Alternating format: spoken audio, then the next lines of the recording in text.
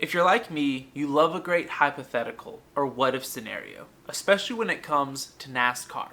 It's fascinating to see the effects that little moments or little decisions have in the grand scheme of the sport. So today I'm going to share with you 7 questions that have made me go, what if? Number 1, what if Dale Jr. never left DEI? Is the team still around? Is it still a 4-car team? If Junior doesn't go to Hendrick Motorsports, does Kyle Busch stay over there? Number 2, what if Toyota never entered NASCAR? Do we still see Joe Gibbs Racing have the success that they've had with Toyota? Do we see another manufacturer enter the sport? Number 3, what if Dodge doesn't leave NASCAR, either in 1985 or in 2012? Do we see a resurgence? Are they still just mid-pack? How does that affect other teams that went to Ford, Chevrolet, or Toyota after Dodge left? Number 4, what if Jeff Gordon ended up signing with Roush Racing? Would Hendrick Motorsports have had the success they had?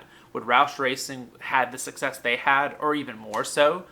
Which driver would Jeff Gordon have taken the place of at Roush? Who would have taken his place at Hendrick? It really makes you think. Number 5, what if Sterling Marlin doesn't get injured in Kansas and goes on to win the 2002 Winston Cup Series championship?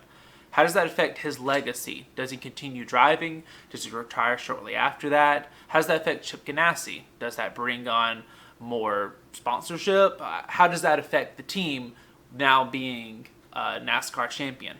Number 6, what if Danica Patrick would have lived up to the hype and either winning a race or contending for a championship or going on to win a championship in either the Xfinity Series or the Cup Series?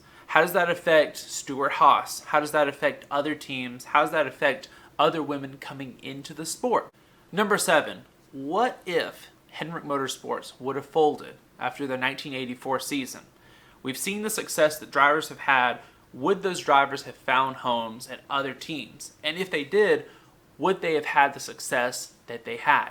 Without Hendrick Motorsports there, which teams would have seen themselves have way more success? How much different would the history of NASCAR be if you removed a team such as a Hendrick Motorsports from ever existing? Or just being one of the teams that wrote off as a guy comes into the sport, has some money, doesn't have success, and now he's out. How does that change the whole landscape of how we know NASCAR as it is today? Let me know your thoughts in the comments. Let me know which one of these was your favorite, or if you would like to try to tackle one of these what ifs, or all the what ifs. Let me know in the comments. What do you think would have happened if history would have been different? Or do you think that if history would have been different, really some of these wouldn't have really changed NASCAR all that much? Let me know in the comments what you think.